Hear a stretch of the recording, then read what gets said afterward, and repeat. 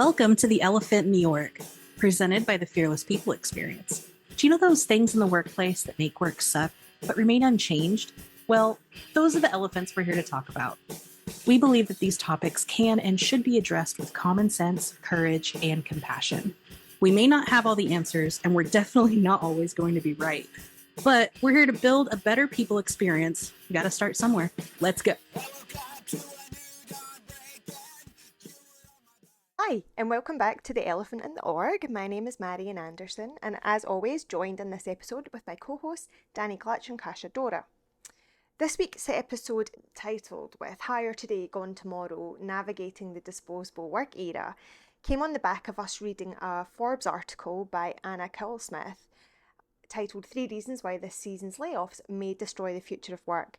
It definitely got under our skin. It's a great article, but the concept that layoff is becoming a bit of a culture as opposed to something that we really don't want to see definitely got to us, and so inspired this week's episode. Let's get into it. Welcome back to the Elephant in the Org, everyone. I'm Danny Glutch. I'm joined by my co-hosts, Cacha. Hello. And Marion Anderson. Good morning.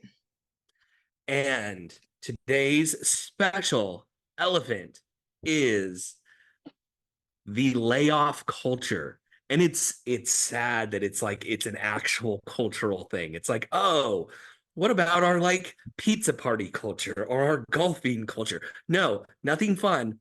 Layoffs. There's an article about layoff culture is here to stay. And then there was another article about layoff culture being, what's the title? This season of layoffs may destroy the future of work. That's optimistic. That's cheerful.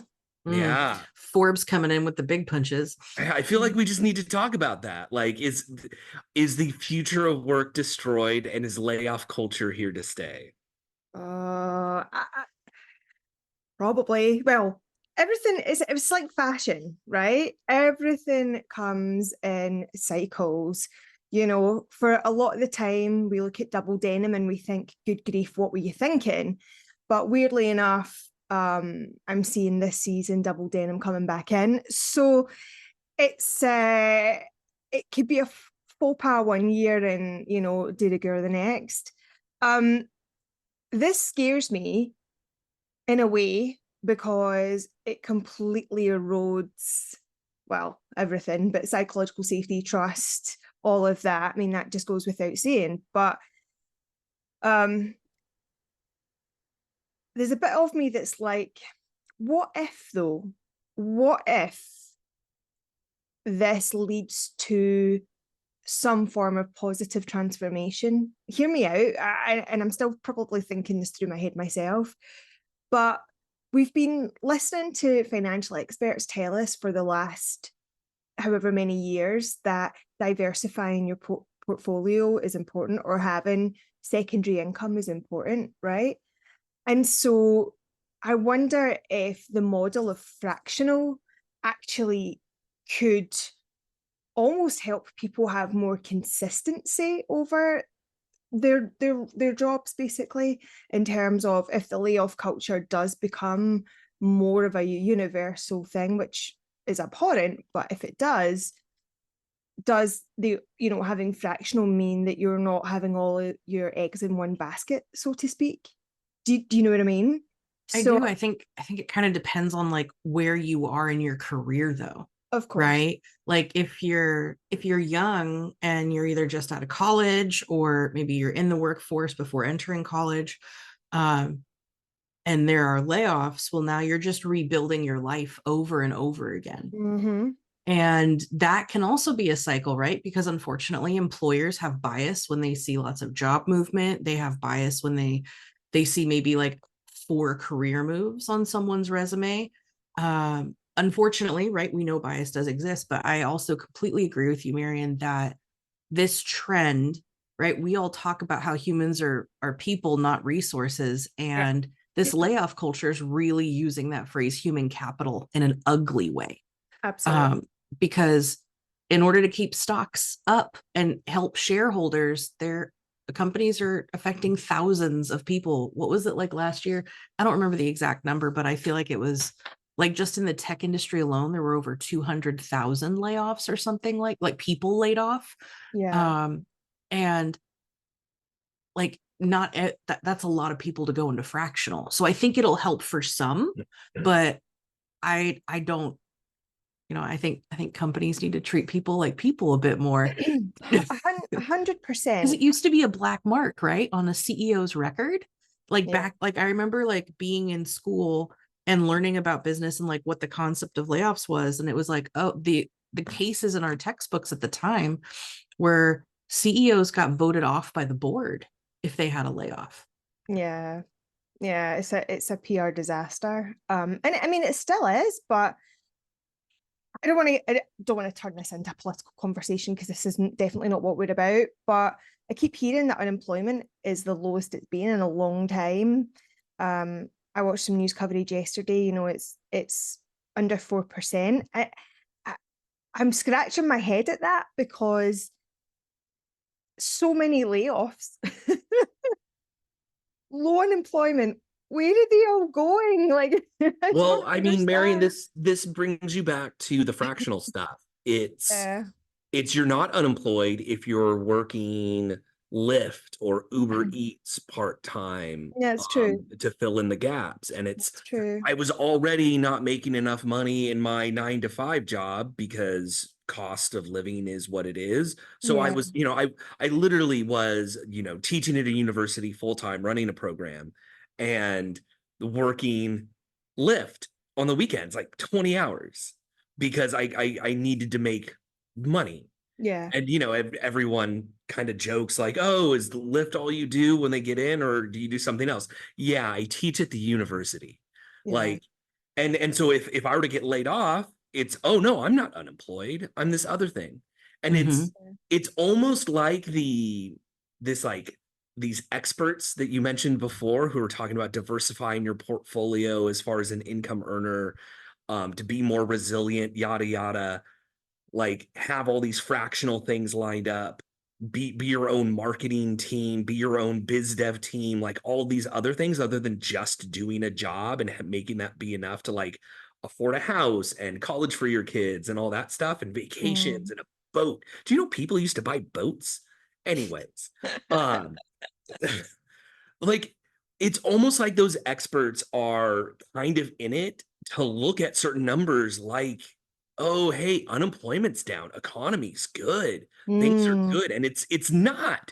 We're all No. here scrapping and rent is 50% of our income on a good day, and now we also need a side hustle, and our hobbies now need to be like something that we can make money on Twitch or on YouTube or sell it on Etsy. We can't just like work 9 to 5. By the way, it used to be like 9 to 5, not 8 to 5. Like it just all of this is just we're getting squeezed more and more. And I think this is such a great example of that unemployment being low, and we all know it's not. Yeah. The other thing with unemployment being low is I don't remember when it happens, but at some point they phase people out of the statistic. So like the system itself is gamed, Because right? Like unemployed is when you're still actively looking. yeah, it's like there's an actively looking and there's another thing, and I can't remember if it's like what, like 6 to 8 months or something. And just from seeing everyone's posts on LinkedIn that people have been unemployed for at some points like over a year trying to find new work, right? Like, Oh, absolutely. I suppose but I that don't would make remember. I don't sense. remember when they're, Well, I'm going to call I'm it data assuming gaming.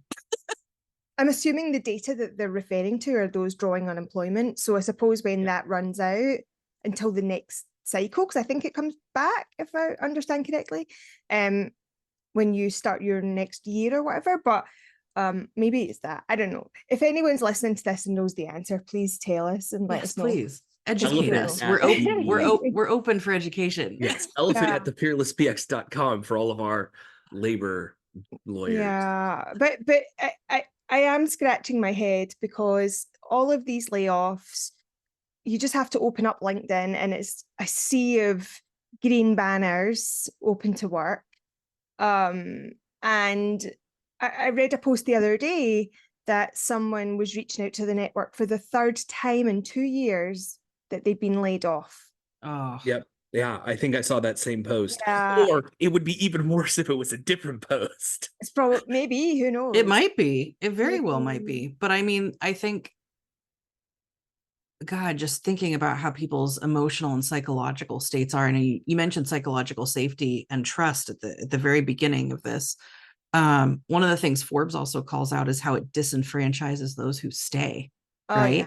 Like the amount of guilt and shame that it's like a survivor's guilt, Yeah. right? Especially when some of these layoffs have no real rhyme or reason, and you have teams just split in half. Mm. And everyone's kind of looking at each other now, that lack of trust happening. Like, am I next? When's the next one? You've done it once, so it's going to happen again. It's true. I mean, you know, it should not be a tool in your toolbox that you're pulling out, you know, willy-nilly, right? And it should be an absolute last resort, which historically is what it was, right? Yeah. And the fact that, you know, we're treating people like cattle, and we're seeing them as disposable is absolutely abhorrent. When did we stop giving a shit about people? Well, there was know? this is, you know, a really interesting bit of history I learned reading some Simon Sinek and some other sort of business leadership books. There was a philosophical economic change in the late 70s, early 80s, right? The rise of trickle-down economics, the weakening of labor unions, all of that coincided with the idea of, right, remember the butcher, the baker, the candlestick maker version of economics of like, hey, the community needs a service. I make a good or a service. We meet, and if they're willing to pay a certain amount, I make a certain amount, right? It shifted from that sort of meeting a market need to the purpose of the business is to make the owner and shareholders money. And it's no longer about serving a community need. It's about how do we maximize this money?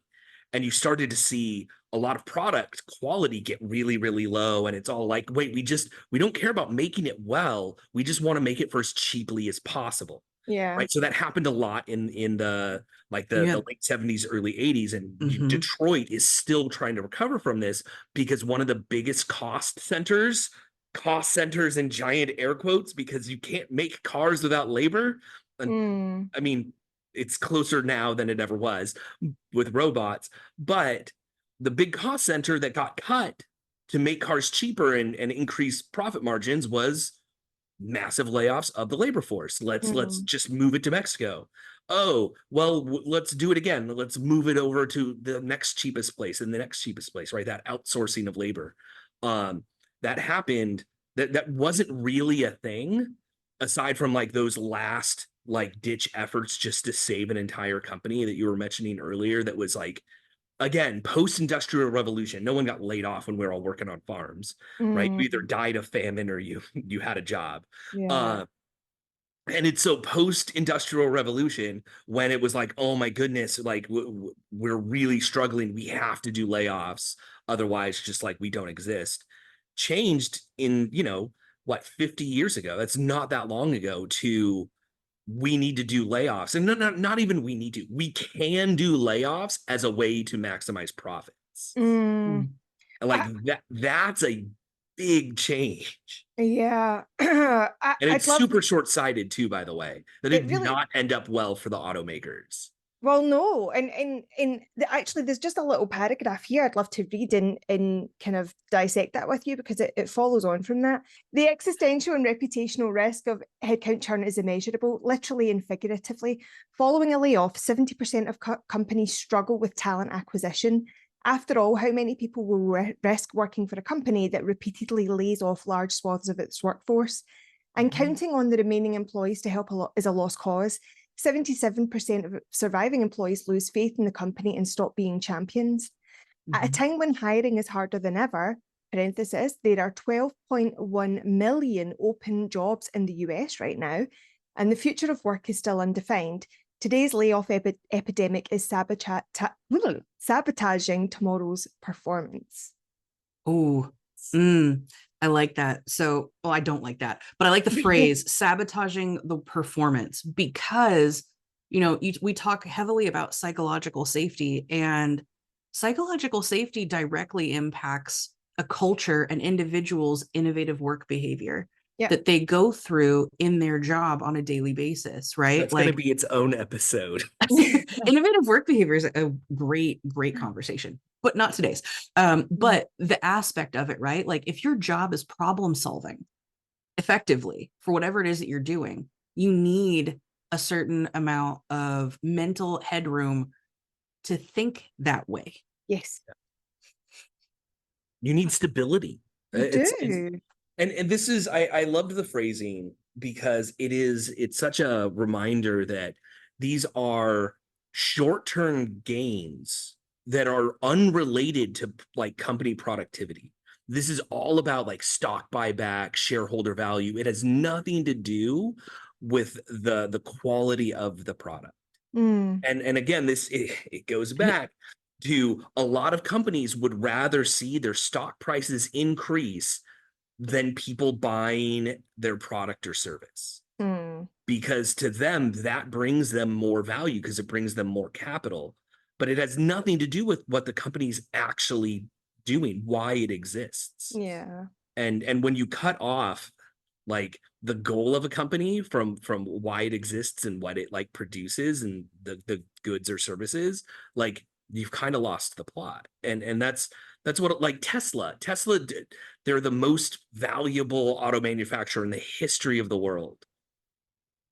They don't make that many cars and their profits are not insanely huge. It's because their stock price. Right? It's the cost of entry to be a stock owner of Tesla is really, really high because a lot of people want to do it. And like that's great. And it gives them a lot of financial ability to do stuff and make cars, but it doesn't make their cars any better. It doesn't make their cars have more profit margins. I think the EV market is an interesting one. I was listening to a podcast the other day with Cacha Swisher, and they were talking exactly about Tesla, but also Elon Musk generally. She's not the biggest fan of Elon Musk, which is fun to me. But ultimately, with him being officially the richest man in the world, or the second richest man in the world, a lot of that equity is in him, right? And a lot of that it's not from Tesla, because as you say, the margins are actually pretty slim, but it's from the other valuation stuff. Yeah, no, it's not. It's from the other stuff that he does, like Starlink, right? Which is heavily contracted by governments for communications and SpaceX and all of that stuff. So that's really where the money comes from. Going back to your diversification conversation. Exactly, right? But we're not billionaires, and like this is one of the things that I, as we start to wrap up a little bit, is like what happened to the days when like one person in the household could work 9 to 5 and we be stable, and they didn't have to worry about whether or not they were being laid off. They were just a school teacher, and it was like that's enough.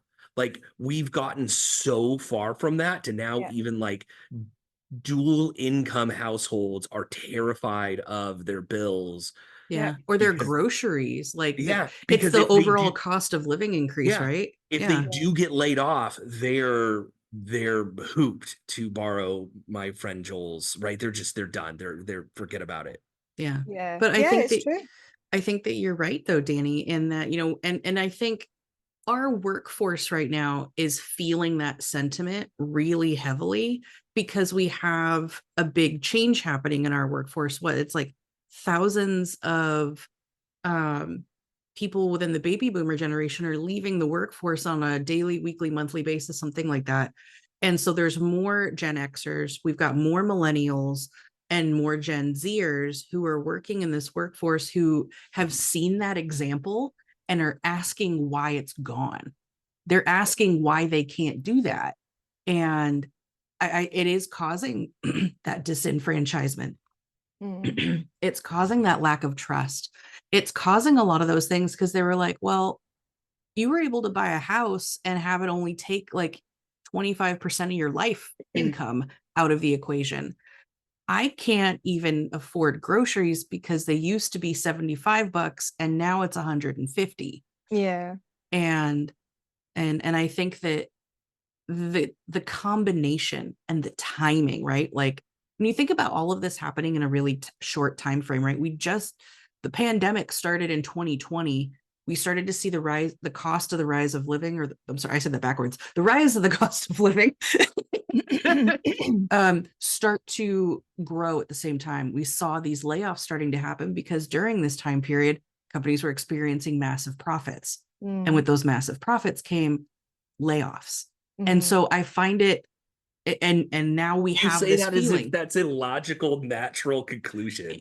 With massive profits come layoffs. It seems to be now. I'm dead inside. But it's just weird. Like all of this has happened in like this little bubble of time, a really small bubble of time, when you think about when and how long it takes economic change to actually happen. And you know, this weird microcosm of the last 3 years is such an anomaly, right? Because the pandemic and then everything that was in e-commerce or adjacent just exploded during that time. And then we all know the overhire nonsense the trap that most people fell into, and then quickly realized, oh shit, oh shit, which drove up unnaturally the cost of talent. And now what we're seeing is that, again, in those sectors, in those, you know, tech and knowledge sectors, where they're having to downsize because they overhired and because they paid these out of market salaries, now that's screwed everything, because then these are the people that are let go. And then when roles do open again, there's such an imbalance in salaries with those that are still there versus those coming in. And it's a fucking mess, quite frankly.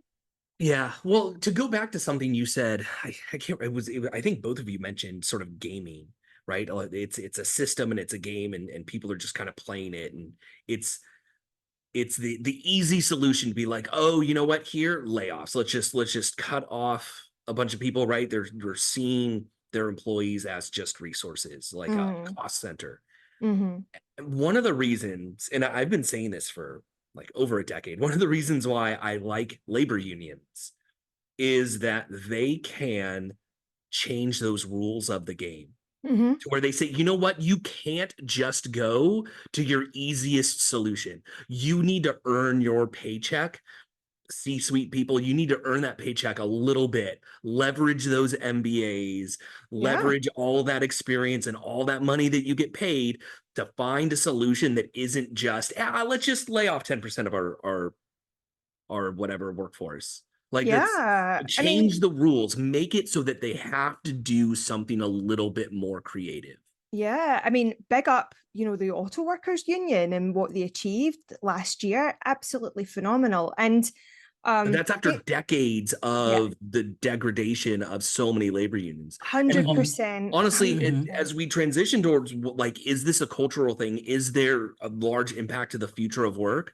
Like, I think this is going to continue until there's like a massive push for like general strike, labor union improvement. This is the rebirth. This is the rebirth of the labor unions, right? And as a human being, I don't think it's a bad thing. As an HR leader, it puts the fear of God into me, but that's a whole separate issue. But as a human being, I applaud it. And I think that there does need to be more advocacy, and there does need to be a stronger representation for those who are effectively, you know, unsupported. I mean, there was a massive coverage last year about Starbucks, I think, wanted to unionize. And it's still happening in the news. Like, they're still talking about it. And you've had Apple stores unionize in the last few years as well. Like, that's a retail store. Like, big tech, but retail. Yeah, exactly. And let's face it, right? Apple store employees have it much better than most retail employees, right? And so the fact that they're unionizing says a lot. I think that, and again, this is not fully my area of expertise because I've not worked in industries necessarily where unionization is a big thing. So it's not something I'm really an expert about. But as a human being, I applaud it. And I think the rebirth of a modern unionization sort of system, I think can only be a good thing. Yeah, there are certain parts of that psychological safety, of the stability and the reliability, consistency of how employees are treated, that really is like even more fundamental than like, can I be a dissenter and still have a voice and not get repercussions? The like, do I have a job tomorrow even if I don't say anything? Exactly. Right? Like that, like when we're talking about sort of like the pyramid of needs, like the psychological safety bit is so important, but like you can't speak up and get to that part of safety if you don't even know if you're going to be there next week. Yeah. And 100%. we need to work on that first. Yeah, I think that's a really important thing. And I think what also makes this whole moment in time interesting, Danny, is that moment, right? That like, I'm not sure if I'm going to have a job. I have seen so many TikToks of people sitting in their cars before they go into work in the morning. And they're like, I don't know if I'm going to have a job. And the amount of people who empathize, who have experienced this or just care about this person that they've never met before, who shows up on their FYP because it's such a relatable feeling to thousands of people. And then you've got people who obviously virally even have recorded themselves in the process of getting laid off, having conversations on if it is or is not performance related. It's just a failure of the business. But that fear of, am I employed, is something that people are sharing. And I do applaud that because it's working to slowly chip away and eradicate the shame that comes from the process of getting laid off in the first place. But that fear is so, I think that's what they start with. They start with the fear and they don't even realize that in sharing it, that they actually can kind of help themselves a little bit, at least emotionally, psychologically, mentally. Yeah, absolutely. But the fact that we're having to do that is awful. And, you know, something that I just kind of want to circle back to, just going back to talk about unions very quickly. The fact, when I listen to myself saying, I think it's a good thing, I want to clarify something. The fact that we even have to have them is outrageous. We shouldn't have to have employee advocacy like that, right? We shouldn't, because we should have employers that have integrity and that are human-centric and understand the importance of psychological safety. And so ultimately, again, it's like the elephant, right, in the org. If psychological safety existed, there would be no elephant. If psychological safety existed, there would be no need for unions, shop stewards, all the rest of it, right? So it really is a solution to something which, if it was solved at its core, wouldn't even need to be. But that's a utopia. That's a really good point, Marion. It is not the solution. It is the tourniquet to the real problem. And the real problem is that business owners don't treat their labor properly. They don't view their labor as essential.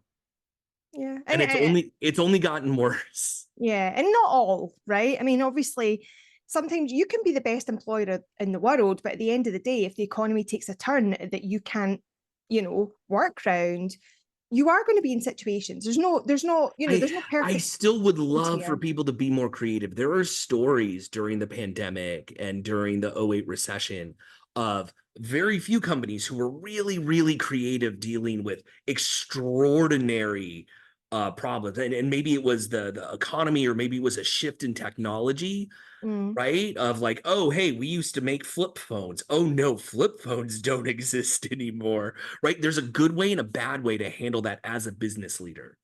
And too often they just hit the big red layoff button. You're not wrong. You're not wrong. But I think we're naive to say that all of those situations can be avoided. That's not real life, right? No, absolutely not. I would love for, for the rapidity of it to not be so rapid. 100%. For not to be a cultural thing of just like, oh, well, layoffs.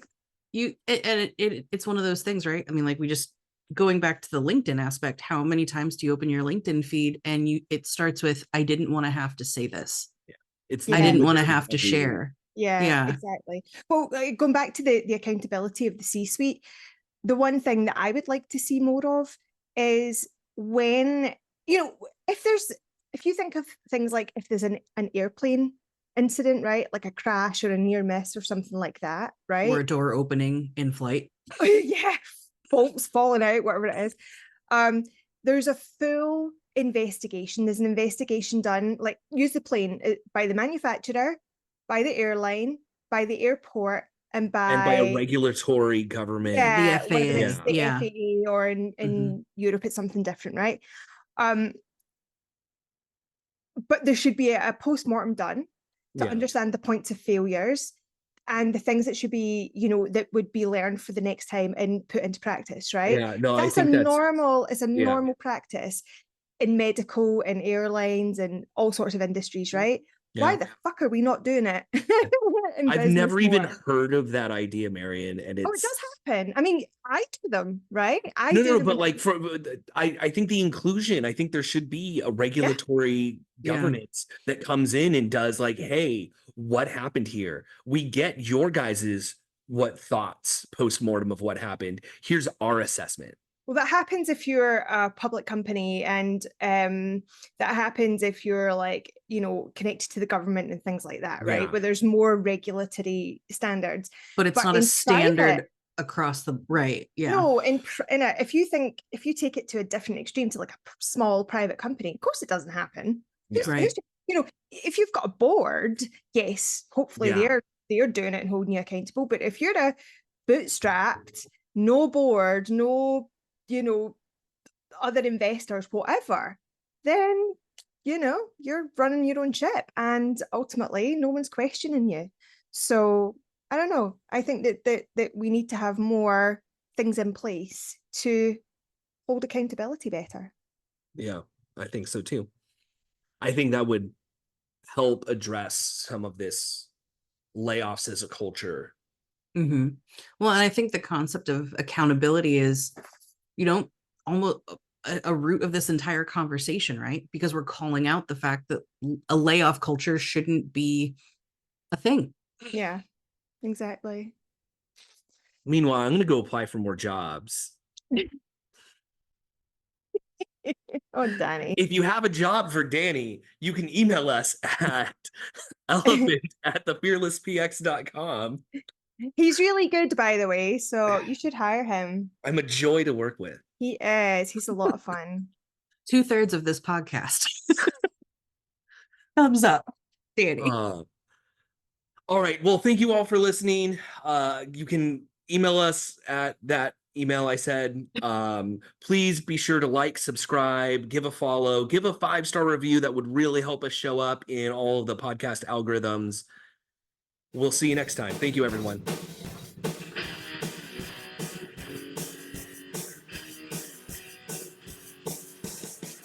Welcome to a new dawn break.